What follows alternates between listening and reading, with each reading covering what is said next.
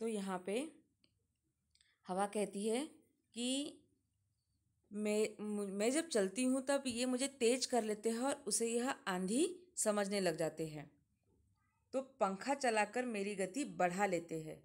उसी तरह जहाँ भी हवा कम होती है मैं तेजी से वहाँ जाती हूँ। जब मैं तेजी से चलती हूँ तो रेत, मिट्टी, कूड़ा आदि जो भी हल्की चीज़ें रास्ते में होती है मेरे साथ उड़ने लगती है। ये अपने घर और दुकान साफ करके कूड़ा घर के आसपास गली में या सड़क पर डाल देते हैं। कई बार गांव के बाहर कूड़े के ढेर लगा देते हैं। इनका फेंका कूड़ा ही वापस इनके घरों में जाता है। महाराज, लोग अपने गांव या शहर में पॉलिथीन की थैलियां सड़कों पर फेंकते हैं। वे मेरे साथ उड़कर खेतों में फैल जाती है और फसलों को नुकसान पहुंचाती है। जैसी करनी वैसी भरनी, इसमें मैं क्या कर सकती हूँ?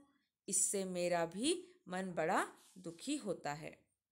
अब यहाँ पंखा हवा कहती है कि जब मैं धीमी चलती हूँ तब लोग मुझे तेज कर देते हैं और मेरी गति, मेरी चाल बढ़ जाती है। उसी तरह जहाँ भी हवा कम होती है मैं तेजी से वहाँ बहने लगती हूँ।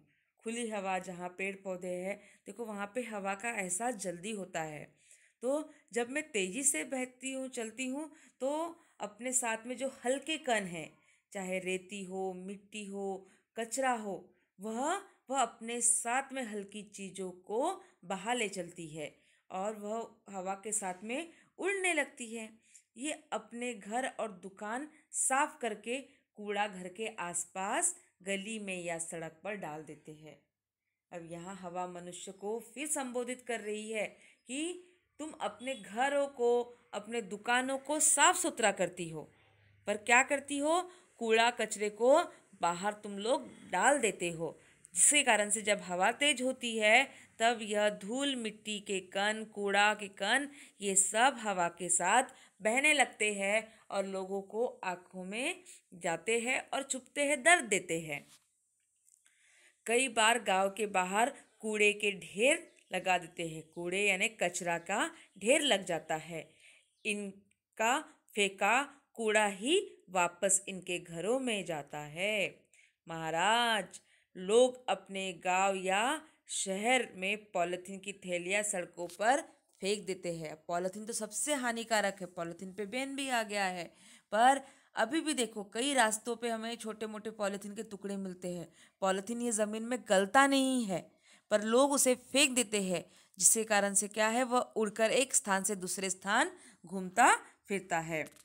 वे मेरे साथ उड़कर खेतों में फैल जाते हैं और फसलों को नुकसान पहुंचाती है। और उड़ते उड़ते कई बार वो खेतों में भी पहुंच जाता है और खेतों में भी पहुंचने पर वह क्या करता है? खेतों को नुकसान पहुंचाता है। कहा कहा है हवा ने कि जैसी करनी वैसी भरनी, अर्थात कहावत है कि जैसा तुम करोगे वैसा ही फल तुम्हें प्राप्त होगा। इसमें हवा क्या कर सकता है? इससे मेरा भी मन बड़ा दुखी होता है। हवा कहता है ये सब के कारण मेरा मन भी बहुत दुखी होता है। महाराज, मैंने सबकी बात सुनी है। महाराज कहते हैं कि अब मैंने सबकी बात सुनी है। लोग हवा पानी से दुखी तो है, पर कसूर इनका नहीं है। कसूर अर्थात यानी कि जवाबदारी सिर्फ इनकी नहीं है, किसकी? पानी और हवा की नहीं है। दोष, कसूर यानी दोष, पानी का और हवा का दोष नहीं है। लोगों को सफाई की आदत अपनानी होगी। अब लोगों को सफाई की आदत को अपनाना होगा, तभी ये दूषित होने से बचेंगे। तभी दूषित यानी वातावरण खराब नहीं होगा।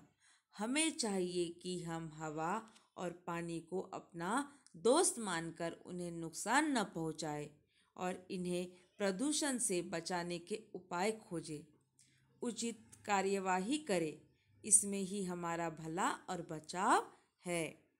अब यहाँ पे महाराज निर्णय देते हैं कि दोष हवा और पानी का नहीं है, दोष तो मनुष्य का है, मानव का है, जो साफ सुथरा नहीं रहता, जो सफाई नहीं रखता है।